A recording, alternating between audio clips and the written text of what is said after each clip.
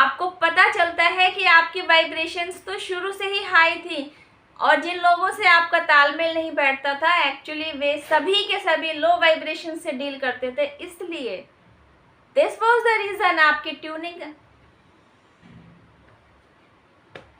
आप एक बहुत ही मेहनती इंसान हैं। आप जानते हैं कि प्रॉब्लम्स का तो काम ही है लाइफ में आना और हड़कंप मचाना। आपका काम है उस हड़कंप में उलझने की बजाय उस प्रॉब्लम को फेस करना और उससे बाहर निकल जाना।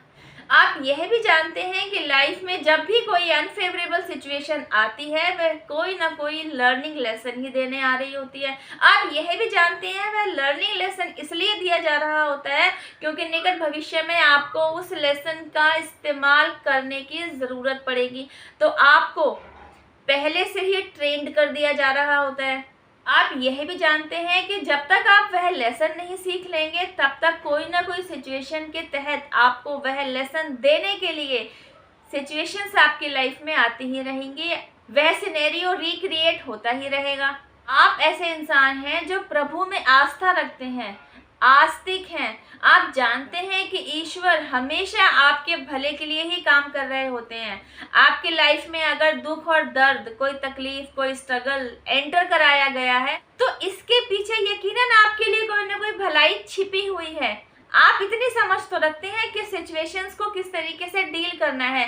सिचुएशंस को डील करने के लिए आपने किस लेवल तक अपने ऊपर काम करना है, किस लेवल तक अपने अंदर की पॉजिटिविटी को बनाए रखना है, अपने आप को स्ट्रांग बनाए रखना है, किस हद तक मेंटल लेवल पर कोई प्रेशर नहीं लेना है, अपने थॉट प्रोसेस को किस तरीके से चैनलाइज करना है। You know everything. फिर भी आपकी लाइफ में कुछ सिचुएशंस ऐसी हैं जिनका आपको सोल्यूशन नहीं मिल रहा है।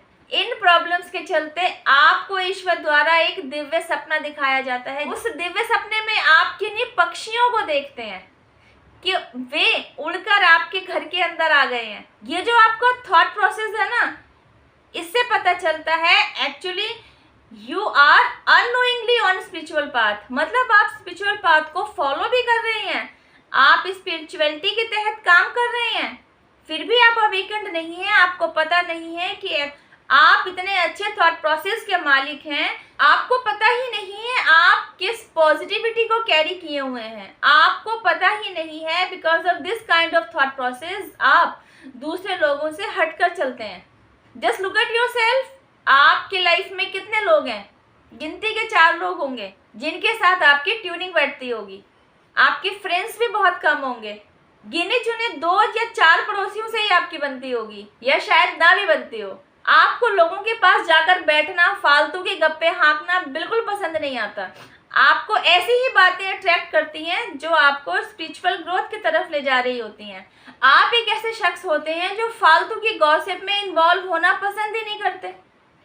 बिकॉज आपका वे ऑफ थिंकिंग दूसरे लोगों की थिंकिंग से अलग ही चल रहा होता है, तो आपकी पटरी उनके साथ बैठते ही नहीं है। फिर भी आपको आपके ही लोगों से यह सुनने को मिलता है आप में कोई प्रॉब्लम है, क्योंकि आप बाकी लोगों के जैसे नहीं हैं। उनके साथ आपकी ट्यूनिंग डिस्टर्ब है, आपकी बाकी लोगों के साथ पटरी नहीं बैठती। और भी ना जाने अपने ही लोगों से आपको अपने लिए क्या क्या नेगेटिव सुनने को मिलता है। But the fact is that कि आपकी वाइब्रेशन इतनी हाई हो रखी होती है कि बाकी लो वाइब्रेशन वाले लोगों के साथ आपका मेलजोल ही नहीं बैठ रहा होता। आप यहाँ हैं, बाकी लोग यहाँ बैठे हुए हैं, तो मेलजोल बैठे तो बैठे कैसे?